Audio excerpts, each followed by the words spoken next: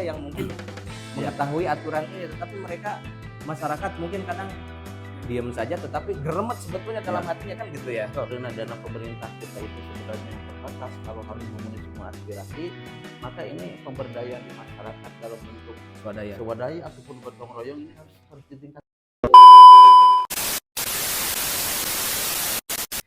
Bismillahirrahmanirrahim. Assalamualaikum warahmatullahi wabarakatuh. Waalaikumsalam warahmatullahi wabarakatuh. Para wargi, alhamdulillah kita bertemu kembali di channel YouTube Dosen Muda.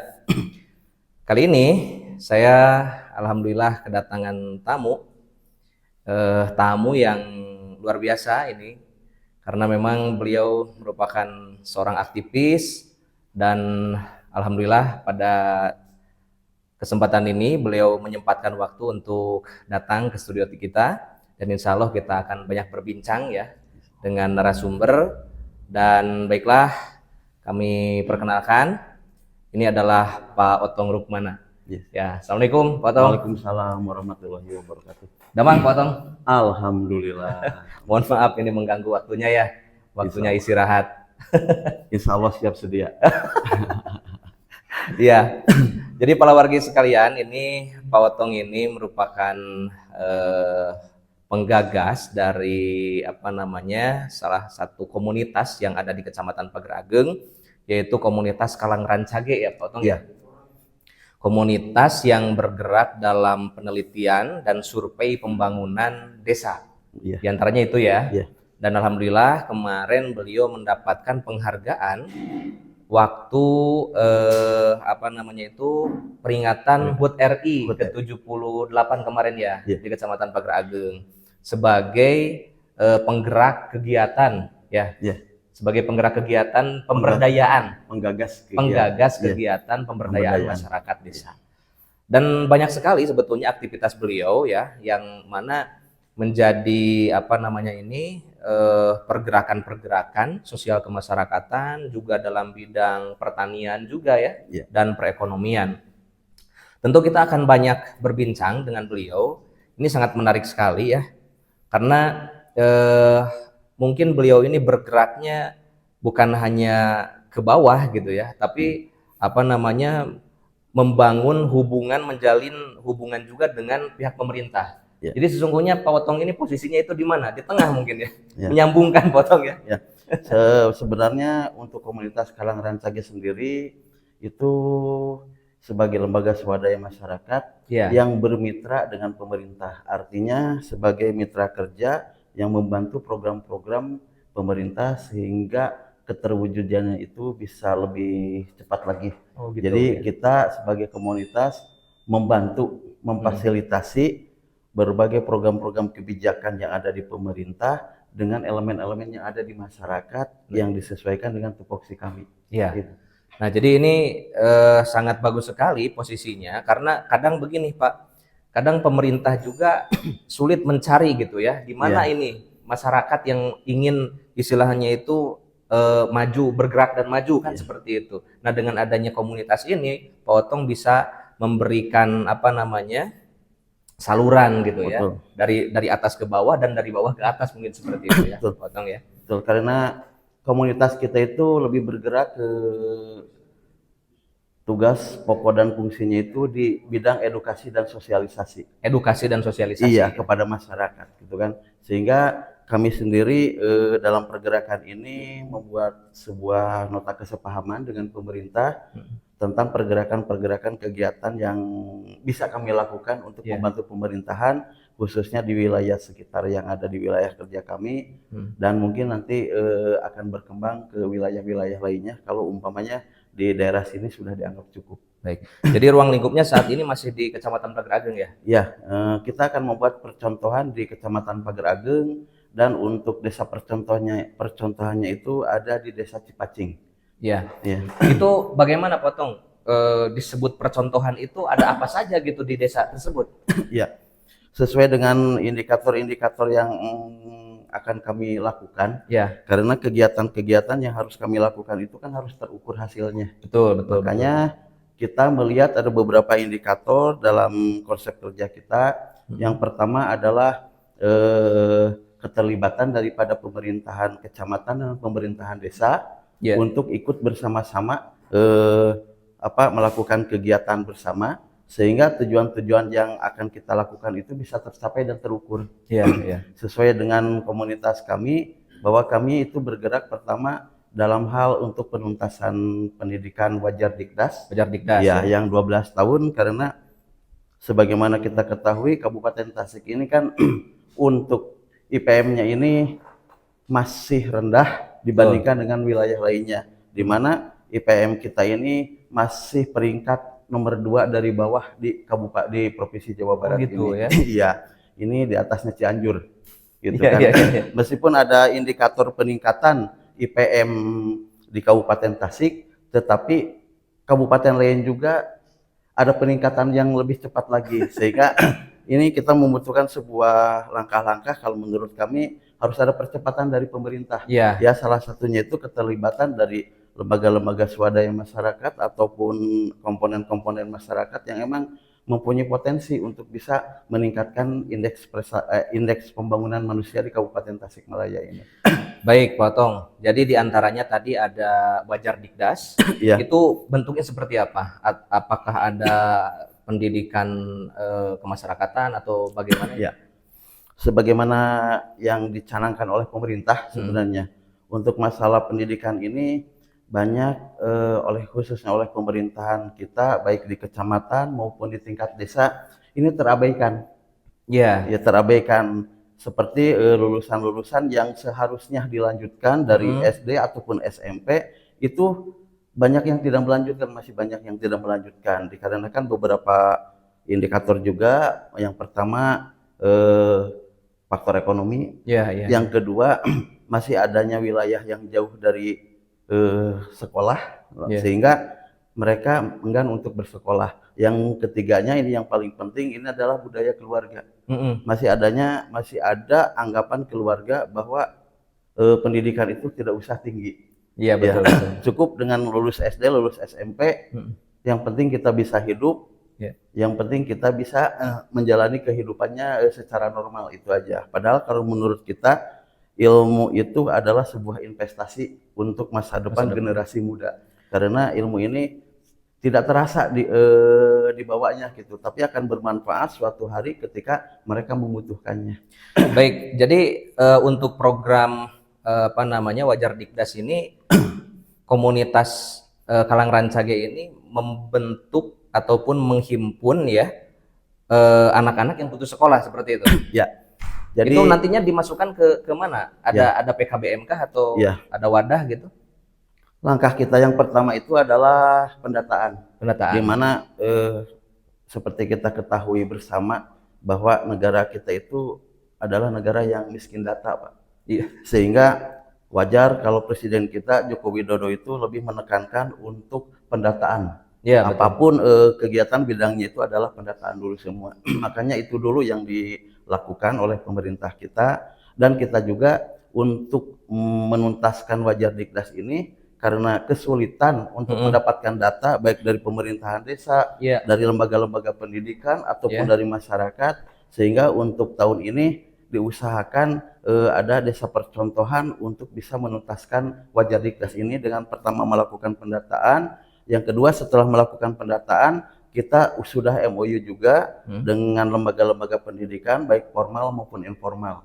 Kalau yang formal, kita dengan lembaga-lembaga pendidikan baik itu tingkat SMP, itu swasta, karena kalau negeri kan agak beda sistemnya ya.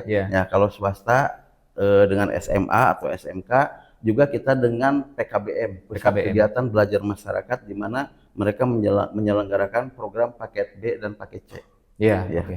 Jadi memang ini sudah mulai bergerak saat ini ya? Sudah mulai bergerak. Insya Allah data sudah ada beberapa yang masuk, kurang lebih ada 30 orang. Satu desa itu? Kita melakukannya itu per sekolah, Pak. Dari 2 SMP negeri yang ada di Kecamatan Pager Ageng dan 1 MTS yang ada di Kecamatan Pager Ageng, itu kurang lebih ada 30 orang yang harus kita fasilitasi untuk bisa dilanjutkan ke setingkat SMA. Oh gitu. Iya. Oh, jadi ini memang luar biasa ya, ketika memang banyak kendala ya untuk meneruskan atau melanjutkan studi itu, dengan adanya komunitas ini mencoba difasilitasi seperti itu. Betul. Termasuk bagi mereka yang memang sudah putus sekolah, kadang kan itu sudah nganggurnya itu berapa tahun gitu ya. Nah itu nanti diarahkan untuk masuk ke PKBM mungkin seperti itu. Itu udah banyak juga siswanya yang kalau di PKBM yang dimana kita kerjasama itu siswanya sudah cukup banyak, kurang lebih ada 175 siswa. Oh gitu. Iya. Dan untuk PKBM sendiri ini pendidikannya itu fasilitasnya itu sebenarnya sama dengan pendidikan formal. Di mana usia di bawah 21 tahun itu biaya pendidikannya gratis. Biaya pendidikannya gratis. Dan untuk yang di atas usia itu tidak dikenakan ada biaya bantuan dari pemerintah, sehingga mungkin itu harus ada dana swadaya dari masyarakat. Makanya dari itu kan kita juga selain pendataan tentang pendidikan juga kita mendorong desa. Karena berdasarkan ini Permendes nomor 2 tahun 2016, ini sebenarnya desa bisa melakukan untuk dalam hal penuntasan pendidikan ini. Di antaranya adanya pos-pos anggaran yang mendukung proses penuntasan pendidikan ini bagi masyarakat desa tersebut. Gitu. Jadi sesungguhnya bisa dialokasikan ya dana dari desa itu ya? Bisa. Kalau melihat dari Permendes nomor 2 tahun 2016 itu ada. Karena di sini ada harus adanya indeks daripada pendidikan, di mana akses pendidikan baik ke pendidikan formal maupun ke pendidikan informal itu desa itu harus bisa membuka akses itu. Betul. Potong, selain Wajar Dikdas tadi, apalagi nih yang digerakkan? Selain itu, apakah ada dalam bidang pertanian mungkin atau apalagi gitu, pemberdayaan masyarakat yang lainnya apa? Dalam hal mendukung pemerintah juga ini. Dalam hal karena ini terkait juga kalau pemerintahan daerah ini terkait juga dengan inflasi. Di mana Kabupaten Tasik ini salah satu penyumbang terbesar dari inflasi itu adalah produk-produk pertanian. Pertanian. Di mana produk-produk pertanian ini sendiri di kita itu masih belum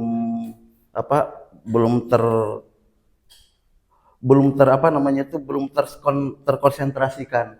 Meskipun visi misi daripada Kabupaten Tasik ini salah satunya itu untuk menjadikan Kabupaten Tasik sebagai wilayah agribisnis, tapi sampai sekarang ini program-program kebijakan pemerintah itu belum mengarah ke sana. Itu makanya salah satu indikator daripada inflasi ini yang memberikan pengaruh besar di Kabupaten Tasikmalaya, salah satunya itu yaitu pertanian. Makanya kita bergerak di pertanian, khususnya di ketahanan pangan, dan dalam hal ini kita lebih memanfaatkan lahan-lahan pertanian yang masih terbengkalai, dan kita juga membuat program yang namanya urban farming.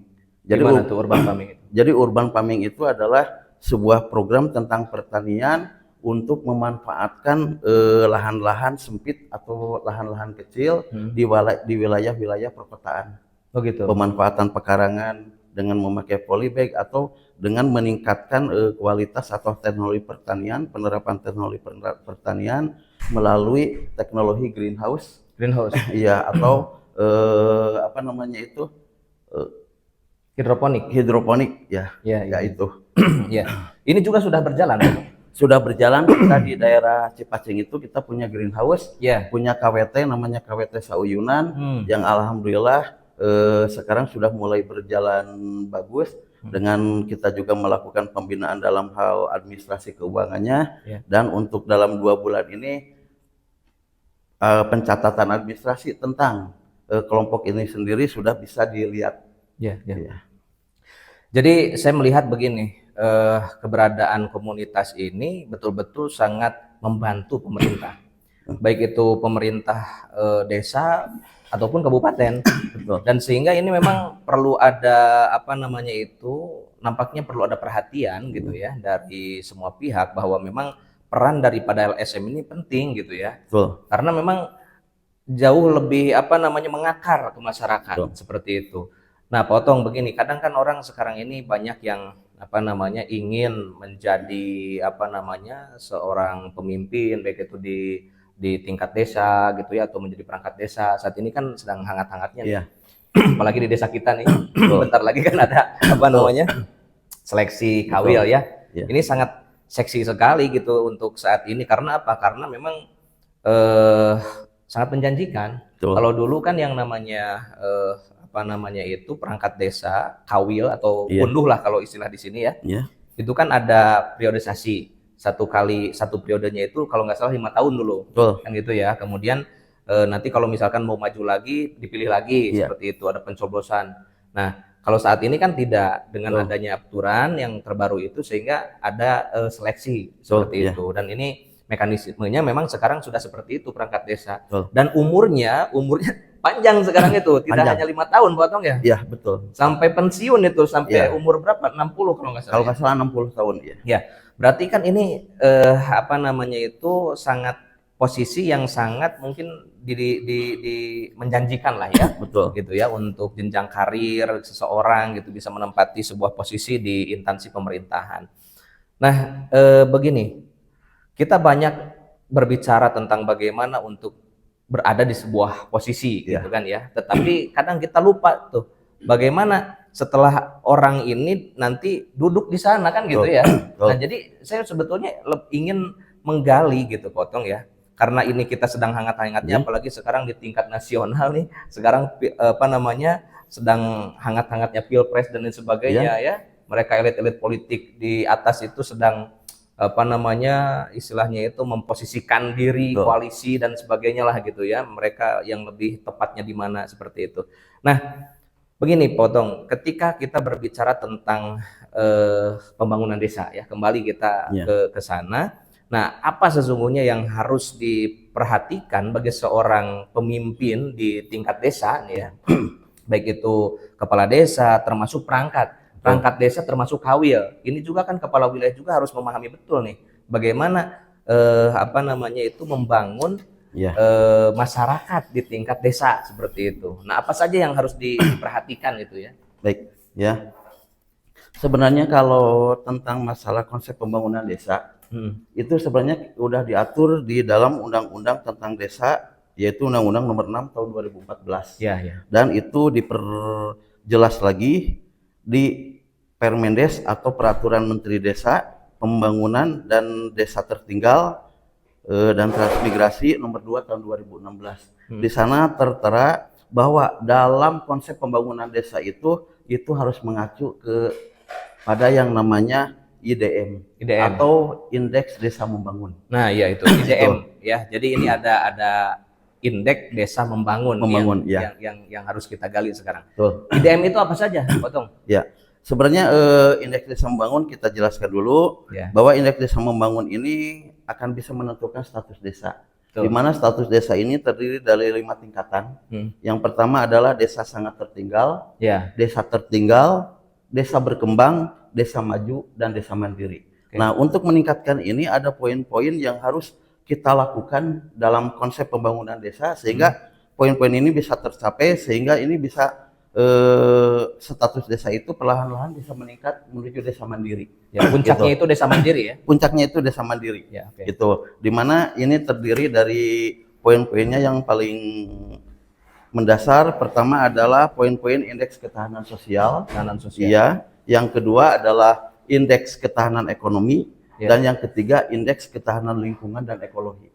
Nah, untuk indeks ketahanan sosial ini ada yang harus kita perhatikan dalam konsep pembangunan dalam perencanaan pembangunan desa. Yang pertama ini dimensi sosial, dimensi modal sosial. Di mana dimensi modal sosial ini yang harus diutamakan itu pertama ditekankan adanya solidaritas, toleransi, ya rasa aman dan kesejahteraan sosial. Nah ini mungkin untuk kalau dulu istilahnya itu lebih kepada kearifan lokal, di mana di sini ada kebersamaan ya, kebersamaan dalam sosial kemasyarakatan. Nah, di mana di sini ada yang namanya solidaritas, toleransi. Kalau di kita itu masih ada budaya gotong royong. Ya itu saling tolong menolong gitu kan. Nah ini yang harus dibangun Ini yang oleh pertama, pemerintah desa. tadi Yang tentang pertama. dimensi sosial ya? Ya, ini masih ketahanan sosial untuk dimensi pertama. Oh iya, iya, Ya, iya. untuk dimensi keduanya ini dimensi kesehatan. Kesehatan. Iya, pelayanan kesehatan, keberdayaan masyarakat dan jaminan kesehatan. Ya, ini pemberdayaan masyarakat dan keberdayaan masyarakat itu harus bisa dibedakan. Nah, gimana itu bedanya? Kalau konsep keberdayaan itu adalah masyarakat mempunyai kekuatan. Iya, iya. Mempunyai kekuatan dalam menjalankan kehidupannya gitu kan ya. Kalau jaminan kesehatan itu kan hanya menjamin atau mendukung ya masyarakat itu supaya sehat. Iya, iya. Kalau pemberdayaan kesehatan itu di mana masyarakat bersama-sama menciptakan sebuah lingkungan yang sehat. Umpamanya masalah membuang sampah gitu kan. Terus kedua masalah pembangunan saluran air yang berdimensinya kepada kesehatan. Bagaimana kita bisa mengurangi banjir, mengurangi air-air yang tergenang. Itu kan untuk menghindari penyakit-penyakit yang diakibatkan oleh air tergenang. Gitu kan. Nah, seperti itu. Terus yang ketiganya ini dimensi pendidikan. Pertama, desa itu harus mampu ya membuka akses pendidikan bagi masyarakat. Nah, itu baik pendidikan dasar, menengah, dalam hal ini mungkin kebijakan pemerintah wajar tuntas ini harus dilakukan. Terus akses ke pendidikan informal juga dan akses ke pengetahuan. Umpamanya desa ini membangun sebuah ruang-ruang baca, baik di lingkungan lembaga-lembaga yang ada atau di lingkungan di luar pemerintahan desa. Umpamanya di sini kita membangun ruang baca di masjid. Nah, itu salah satu konsep untuk meningkatkan pengetahuan. Atau umpamanya kita ada di sekolah-sekolah. Sebenarnya desa bisa masuk ke ranah-ranah seperti itu. Itu. Terus yang keempat ini dimensi pemukiman. Ya, jadi indikatornya itu adalah tentang sanitasi, air bersih, listrik, informasi dan komunikasi. Ini. Jadi untuk sanitasi kita masih bergelut ya, di mana Kabupaten Tasik ini untuk pembuangan tinja itu masih banyak yang sembarangan. Sehingga terpaksa pemerintah pusat ini secara keseluruhan menciptakan yang namanya jamban idaman masyarakat. Di mana mereka dinas ini menekankan perlunya pembuangan limbah-limbah, baik itu limbah dapur, limbah dari tinja manusia itu untuk bisa dibuang ke tempat yang seharusnya. Karena Indonesia ini salah satu negara yang mata airnya atau sumber airnya itu hampir 70% itu sebenarnya terpengaruh atau terkena oleh efek daripada pembuangan tinja. Itu. Makanya di kita itu penyakit-penyakit yang diakibatkan oleh air minimalnya seperti diare, keduanya semacam E. coli, itu kan itu masih ada di sini. Nah, itu.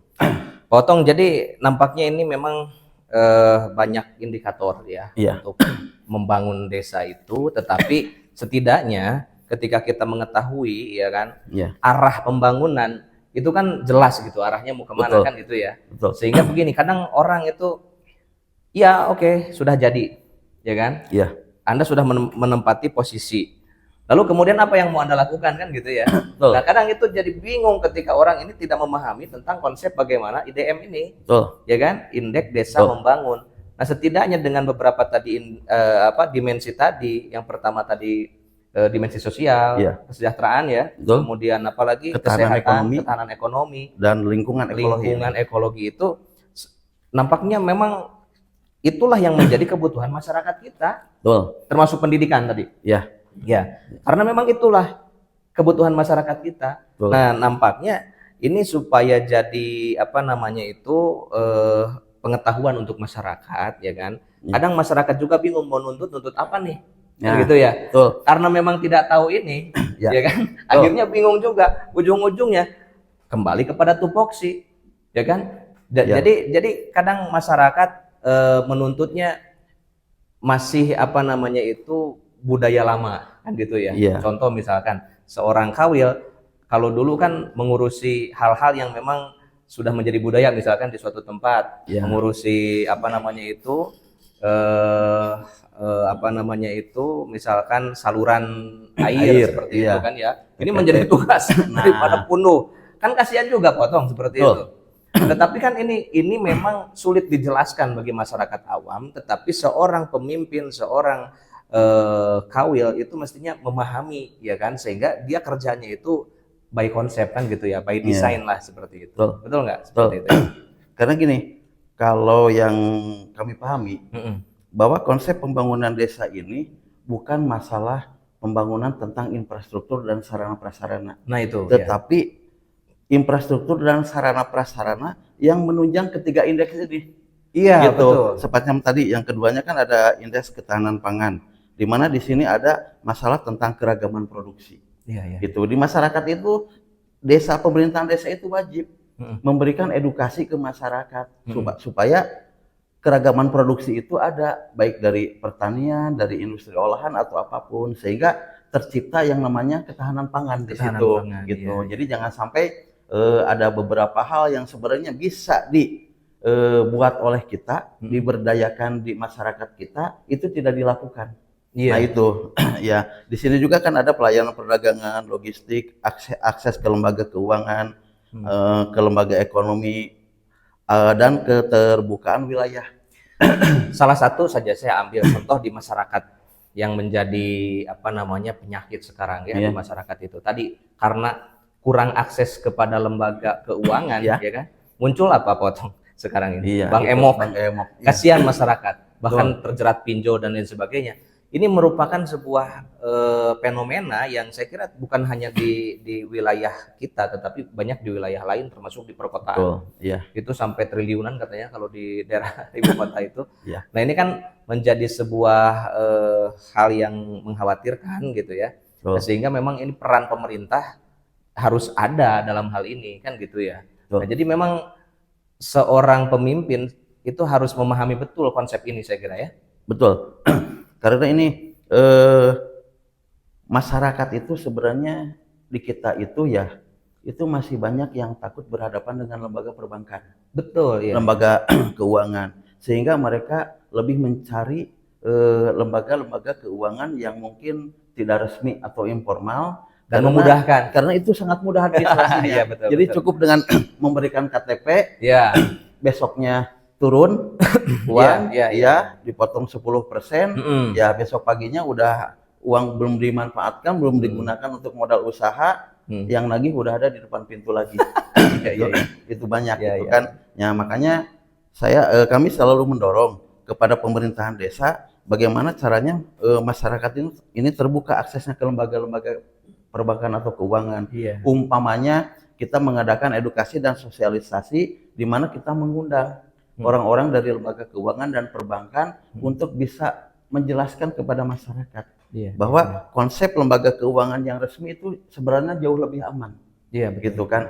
Tapi karena mungkin di kita masih ada keterbatasan dalam hal pergerakan dari pemerintahan yang ada di kita, sehingga wajar kalau Bang Emok sekarang merajalela, bahkan sekarang itu disinyalir gitu kan, menurut kami itu aset perputaran keuangan itu bahkan lebih besar dari bank formal yang ada di sini. Betul. Itu. Itu. Karena banyak korban juga. Korbannya kan dampaknya potong dari masalah keuangan itu ke rumah tangga kan. Betul. Sampai yang apa namanya terjadi perceraian dan sebagainya. Ketika misalkan istrinya meminjam uang tanpa sepengetahuan suami, kemudian suaminya sedang usaha di kota, ketika pulang habis harta dan lain sebagainya, ini kan jadi permasalahan. Akhirnya berujung perceraian. Yang jadi korban siapa? Anak. Nah, ini kan jadi permasalahan sebenarnya gitu, seperti itu. Sebenarnya kalau hal yang disebutkan tadi itu kan sebagai efek dari sebuah ketidakberdayaan kita ya, baik itu pemerintahan maupun lembaga-lembaga kontrol pemerintah yang lembaga kontrol masyarakat itu dalam mengatasi hal-hal tersebut, sehingga efek-efek itu sendiri akhirnya menjadi bumerang bagi kita, gitu kan. Sehingga di sini itu kan perceraian kita di Kabupaten Tasik itu kami tidak tahu sekarang peringkat berapa. Kalau dulu itu beberapa bulan kemarin kita itu peringkat ketiga tingkat perceraian paling besar di seluruh Jawa Barat ini, dengan tingkat perceraian antara 3.000 sampai 3.200 itu per tahun. Itu mungkin gara-gara Bang Emok juga. Bisa jadi gara-gara Bang Emok itu sebagian. Sebagian ya. Iya. Potong begini. Ini kan kita sebetulnya ketika berbicara konsep, ini kan memang sudah ada di dalam apa namanya Undang-Undang Desa ya? Ya, Undang-Undang Desa dan Permendes. Permendes. Iya. Ini saya kira konsepnya sudah bagus, Betul. ya kan? Sudah mengarah kepada bagaimana mensejahterakan masyarakat, ya kan ya? Ini kan sudah bagus secara konsep. Tetapi kadang begini, ya kita memang masyarakat menginginkan untuk apa namanya itu hidup sejahtera. Tetapi dengan ketidaksepahaman lah ya, ketidaksepahaman antara masyarakat dengan pihak pemerintah, di sini kadang jadi permasalahan. Jadi adanya lembaga swadaya masyarakat itu bisa membantu menyampaikan aspirasi masyarakat sebagai kontrol sosial, ya kan? Dan memang di sini perlunya ada komunikasi, ya kan? Jadi antara rakyat dan pemerintah itu harus sering bertemu gitu kan ya. Nah, untuk menyelesaikan permasalahan-permasalahan ini kan harus sering ngobrol minimal itu menyerap apa namanya aspirasi dari masyarakat termasuk permasalahan-permasalahan yang memang ada di lapangan. Seperti itu Potong. Nah, kadang ini ada hal yang menjadi semacam jarak ataupun hijab gitu ya, apa namanya penghalang antara pemerintah dengan masyarakat. Pemerintah terlalu kaku nampaknya kan gitu ya. Nampaknya mereka ini kan aturannya begini dan sebagainya. Justru peraturan itu kan untuk membantu masyarakat sebetulnya ya kan, untuk mensejahterakan masyarakat. Tetapi kadang ini ada semacam miskomunikasi, misunderstanding kan gitu ya. Nah sehingga ini masyarakat berjalan sendiri kan gitu ya. Ini pemerintah juga berjalan sendiri, pembangunannya kemana, masyarakatnya juga kemana kan gitu. Dan memang yang harus kita sorot sendiri bagi kami itu mungkin pemerintah sekarang sudah bagus. Tapi secara kinerja keseluruhan itu harus banyak revisi. Karena sekarang ini program-program kerja ataupun pelaksanaan program pemerintah ini masih bersifat parsial. Jadi masing-masing dinas lembaga itu bekerja sendiri-sendiri. Sehingga ketika ada program yang satu di lembaga atau di dinas terkait, ini tidak didukung oleh lembaga yang lain. Nah itu seperti program pertanian. Kita itu lembaga perbankan itu sangat sulit untuk masuk ke akses pertanian dengan sebuah resiko mungkin di pertanian itu lebih kepada resiko kerugiannya itu lebih sangat tinggi sehingga mereka lebih senang ke kredit ke perusahaan-perusahaan jasa. Atau umpamanya ini lembaga kesehatan atau puskesmas sedang mengadakan program jamban idaman masyarakat. Tetapi kadang-kadang ini respon dari pemerintahan desa sendiri sangat kurang. Terbukti dari beberapa daerah, kadang-kadang kalau bukan puskesmas yang memberikan sosialisasi, pemerintah desa itu seakan-akan enggan memberikan sosialisasi karena ini bukan programnya mereka. Itu padahal dari indeks pembangunan indeks desa membangun ini seharusnya mereka juga memahami konteks-konteks ini sehingga ketika ada beberapa program dari pemerintah itu harus dikerjakan secara rempuk. Nah, itu. Dan memang sekarang kita sudah mulai umpamanya untuk stunting karena ini IPM-nya itu dilaporkannya itu sampai ke PBB dan stunting di Indonesia itu termasuk sangat tinggi sehingga baru stunting ini yang kelihatan masih sudah ada perhatian keterkaitan kerjasama dengan berbagai instansi gitu kan sehingga lebih sering. Sementara stunting pendidikan di mana banyak orang yang belum melanjutkan sekolah itu seakan-akan terabaikan. Desa menganggap bahwa itu urusan dinas pendidikan beranggapan loh itu mah bukan urusan kami, yang kami urus adalah ini lembaga pendidikannya. Nah itu sehingga ini akhirnya termarginalkan masyarakat ini dalam bidang pendidikan. Jadi Potong begini ya, ini sekaligus pesan juga ya untuk siapapun lah ya yang nanti akan menjadi menempati posisi di instansi pemerintahan gitu ya, termasuk nih pesan juga untuk yang akan menjadi calon kepala wilayah di kampung kita ya. Kami berpesan betul-betul ini harus memahami bagaimana berpikir sistem. Karena tadi kalau misalkan kerjanya itu parsial, akhirnya kan masing-masing. Jadi bukan bekerja sama, tapi sama-sama bekerja. Memang semuanya bekerja, Iya. tetapi masing-masing gitu Iya. ya. Tidak ada apa namanya keterkaitan gitu ya. Seperti tadi masalah pendidikan. Iya, semuanya mengurusi pendidikan, tapi wilayah mana ini seolah-olah tidak nyambung gitu kan ya. Betul, betul. Nah gitu. Memang semuanya berbicara tentang pendidikan, tetapi ini bagaimana menyambungkan ini kan seperti itu. Nah ini menjadi PR sesungguhnya gitu ya bagi siapapun. Nanti cobalah berpikir sistemik, artinya Anda harus berpikir apa namanya itu secara menyeluruh, secara komprehensif kan gitu ya. Jangan sampai berpikirannya secara parsial. Karena yang akan Anda hadapi itu banyak permasalahan. Nah, ya PR itu. Dan harus diingat juga bahwa tugas pemerintah itu adalah melayani masyarakat. Nah itu. Jadi ketika kita bekerja di pemerintah, kita harus tetap berpegang teguh kepada sebuah visi misi kita bahwa tugas kita adalah melayani masyarakat. Itu dulu yang harus diutamakan. Sehingga bukan masalah laporan administrasinya yang ke atas yang harus beres. Betul. Tetapi yang harus diutamakan itu adalah permasalahan-permasalahan yang ada di masyarakat itu harus mampu diangkat. Seperti yang ada di elemen-elemen atau indeks di dalam IDM ini. Sehingga apa? Adanya kesenjangan, adanya permasalahan-permasalahan yang ada di masyarakat itu tidak lagi menjadi sebuah konflik, baik konflik horizontal maupun nanti konflik vertikal. Betul. Gitu. Jadi ya masyarakat ini memang harus diutamakan karena mereka mau kemana lagi mengadu mereka ya. Kalau misalnya tidak kepada istilahnya itu pemerintahnya kan gitu ya. Kepada kalau bahasa Sundanya itu ais pangampihna kan gitu. Terus gitu kan. Nah jadi ini memang bagaimana ya kita harus apa namanya harapan kita besar kepada mereka yang ada di pemerintahan, terutama di pemerintahan desa, untuk cobalah berpikir lebih komprehensif lagi. Karena masyarakat juga menilai kok cuman mereka itu baik saja mereka itu yang kadang kritis itu ya kita aja yang mungkin mengetahui aturan ini, tetapi mereka masyarakat mungkin kadang diam saja tetapi geremet sebetulnya dalam hatinya kan gitu ya. Betul. Karena mereka meskipun geremet, meskipun tahu ada apa-apa di dalamnya, tapi mereka tidak tahu harus bagaimana awalnya gitu kan.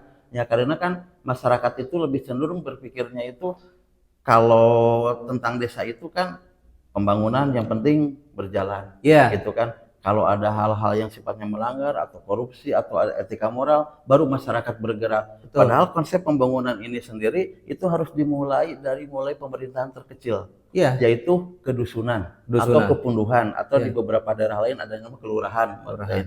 Nah ini aspirasi masyarakat itu harus diangkat dari sana, sehingga permasalahan-permasalahan atau apapun yang dibutuhkan oleh masyarakat ini bisa dimusyawarahkan di tingkat musdus. Nah setelah di tingkat musdus nanti kan masuk ke tingkat musdes. Di tingkat musdes nanti difasilitasi dengan dana ADD atau ADD.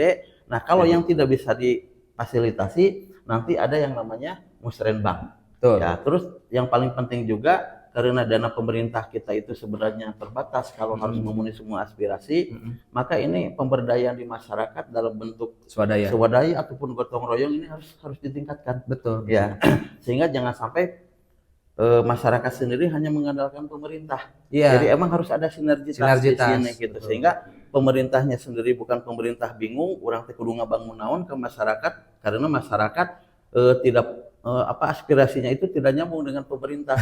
Sementara masyarakat sendiri bingung, pemerintah teh ieu teh ngabangun naon da lain kebutuhan kita gitu. Nah ini tali mata rantainya komunikasi ini harus bisa diikat di sini. Betul. Bisa diikatkan. Nah itu mungkin. Ya, betul Potong, ini sangat menarik sesungguhnya gitu ya ketika kita berbicara tentang masalah kepemerintahan gitu ya. Kaitannya dengan masyarakat itu seperti apa? Karena kami memang peduli sekali gitu ya dengan masyarakat. Ya cuman itu terkadang masyarakat juga bingung ingin seperti apa kan gitu. Tetapi yang jelas dari pihak pemerintah yang memang harus memulai memikirkan ketika ingin membangun itu orientasinya apa kan gitu ya. Jadi ya kita harus punya orientasi dulu lah pembangunan ini ya. Orientasinya ya tadi IDM itu tadi kan, indeks desa membangun. Orientasinya itu saja. Ketika misalkan kita membangun jalan, ini untuk akses apa kan gitu? Oh untuk akses pertanian misalkan ya, karena memudahkan nanti petani untuk mengambil hasil tani dan sebagainya kan gitu ya. Oh ini untuk pendidikan dan sebagainya kan ini. Nah orientasinya memang harus jelas, jangan sampai ada pembangunan yang pada akhirnya terbengkalai karena tidak jelas orientasinya. Ketika membangun misalkan suatu bangunan ataupun suatu proyek apa kan gitu ya, pada akhirnya terbengkalai, ini bagaimana kan gitu ya. Betul, karena kalau yang kami konsepkan itu istilahnya itu pembangunan di desa itu pembangunan itu harus tematik. Iya, artinya pembangunan itu harus berdasar. Jadi konsep perencanaan pembangunan ketika diangkat menjadi sebuah program itu harus melalui studi kelayakan dulu. Ya, jadi bukan manajemen warung kopi gitu kan. Makanya konsep pertamanya itu yaitu mengajak peran serta keterlibatan masyarakat sebanyak mungkin untuk bisa hadir ya dalam berbagai pertemuan tentang konsep-konsep perencanaan pembangunan itu sendiri. Karena sekarang ini mohon maaf gitu kan, desa itu masih terbelenggu oleh elit-elit kekuasaan, sehingga peran keterlibatan masyarakat itu sangat minim. Yang terlibat ini hanya orang-orang tertentu. Katakanlah seperti ini, untuk rapat hanya orang-orang tertentu, itu saja dari dulu, sehingga tidak ada pemikiran-pemikiran atau umpamanya inovasi-inovasi ya, atau kritik-kritik yang sifatnya membangun gitu kan, yang bisa meningkatkan kualitas daripada indeks desa membangun itu sendiri. Nah itu mungkin kadang begini Potong, mohon maaf ya. Ini saya tidak berbicara di suatu tempat, tetapi ini mah di sanalah di Wakanda ya. Ya. Jadi kadang di Konoha ya, di Konoha. Jadi kadang begini Potong, Dus sudah ya. Musrenbang Dus sudah dilaksanakan, naik ke desa Musrenbang Des. Nah, ketika input data termasuk penganggaran ataupun apa namanya nanti turunnya itu berbeda. Ini siapa yang bermain di sana kan gitu ya?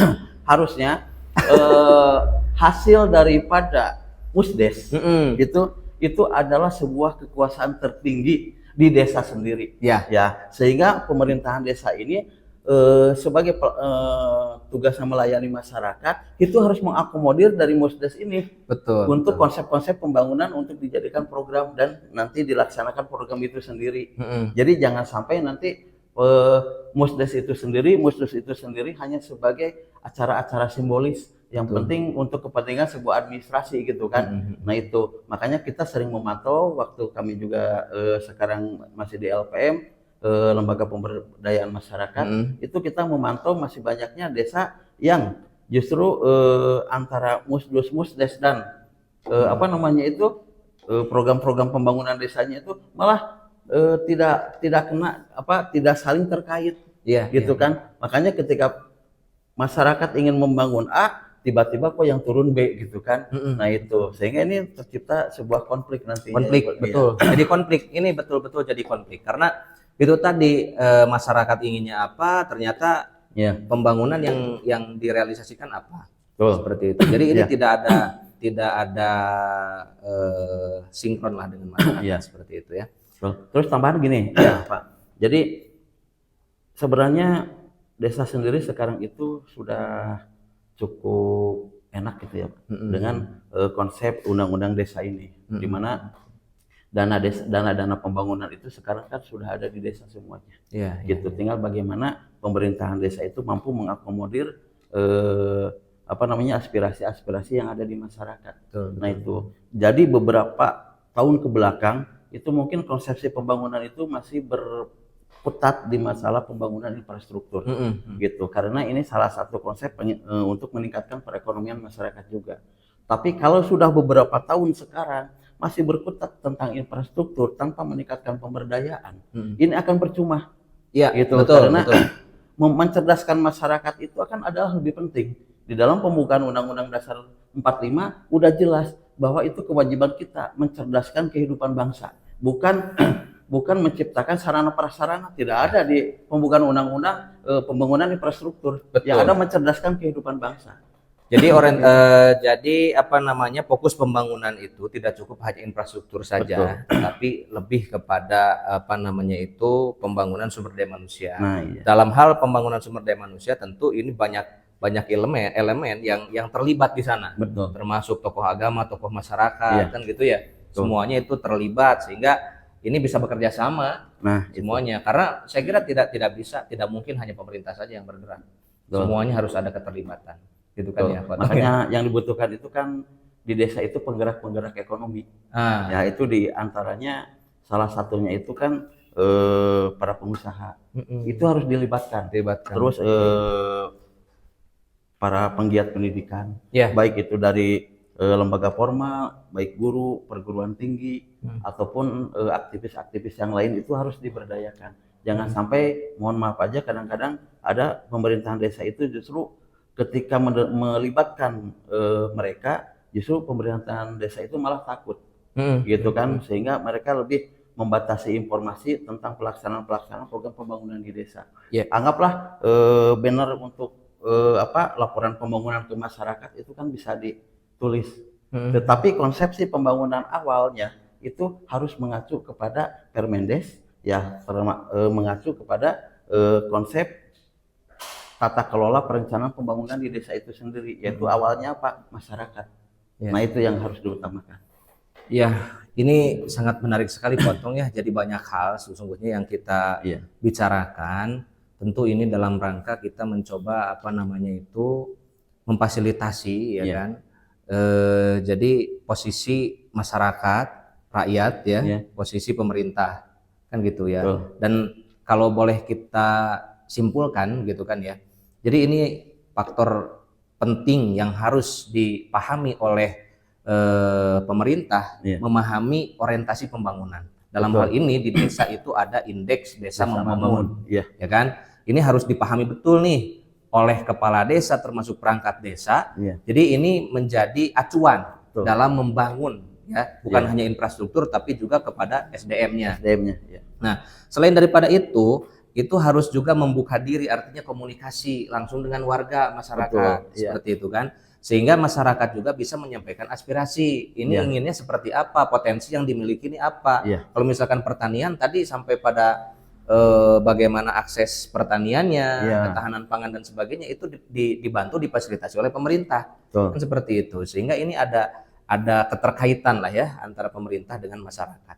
Selain daripada itu memang ini perlu adanya kerjasama dari seluruh elemen yang ada sinergitas ya, bukan hanya pemerintah tapi termasuk lembaga swadaya masyarakat, termasuk tokoh agama, tokoh masyarakat, semuanya itu bekerja sama, ya kan ya.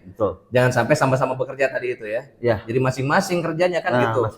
Kadang gini Potong, misalkan ya kalau kita gambarkan gitu ya, tokoh agama misalkan berbicara tentang agama saja.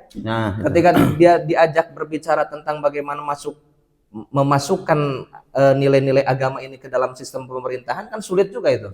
Ya kan? Atau sistem organisasi itu sulit juga itu. Karena yang tahunya itu ya doktrin saja kan, seharusnya seperti ini, seperti itu dan sebagainya. Ketika misalkan contoh masalah zakat misalkan ya. Ketika aturan agamanya sudah jelas seperti itu, kan tentang bagaimana di masyarakat ini berbeda masalahnya. Banyak masyarakat yang menganggap bahwa zakat itu sebagai bantuan sosial.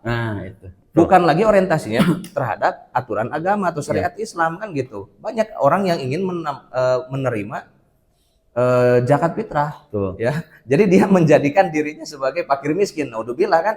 Oke, kalau misalkan bantuan sosial kan ada kriterianya, ya kan. Nah, tetapi kalau misalkan sudah ranahnya ini masalah zakat ini kan berbeda lagi. Nah, ini jadi kompleksitas yang ada di masyarakat ini memang sangat banyak sekali kan gitu ya. Nah, permasalahan-permasalahan ini coba kita harus urailah sedikit demi sedikit seperti itu. Kita juga mengembangkan program untuk mengatasi itu sebenarnya. Jadi mengatasi masalah-masalah tentang masalah pemberdayaan, termasuk mohon maaf tadi di bidang keagamaan juga, karena kami sepakat dengan apa yang Bapak katakan, bahwa keagamaan itu bukan tentang syariat aja, tentang syariat, tentang hal-hal yang sifatnya pokok, tetapi tentang kemasyarakatan juga emang harus ada itu kan. Makanya kita di komunitas ini membuat program santri digital, di mana kita membuat percontohan itu di pesantren Al Mahmud di wisata alam Pasir Kirisik, di mana di sana itu kita mencoba membuka mindset para santri gitu, untuk membuka pikirannya bahwa santri itu bukan hanya tentang belajar masalah agama saja, tetapi masalah kehidupan masyarakat. Di sana para santri kita dikasih pendidikannya itu, informalnya itu paket B dan paket C. Yang kedua, kita belajar juga beberapa keterampilan, di antaranya pertanian, kerajinan, terus bagaimana kita membuat kelayakan usaha yang berbasis terhadap pemanfaatan teknologi. Makanya kita disebut program santri digital di sini gitu kan. Terus yang selanjutnya, santri ini sendiri ini nanti harus mampu, jadi pas keluar itu meskipun tidak ada tingkatan, tidak ada apa namanya itu, tidak ada strata, tetapi pengetahuannya itu mereka itu jangan sampai tertinggal dengan masyarakat yang ada di luar pesantren tersebut. Betul. Jadi jangan ada bahasa lah ada santri mah apalagi ngarukur sarung jeung kopiah. Tapi ketika keluar itu sendiri, santri itu bukan lagi orang yang bingung menghadapi perubahan-perubahan yang ada di masyarakat, baik sosial maupun apa namanya itu teknologi yang ada gitu kan, sehingga mereka bisa langsung beradaptasi di sana gitu kan.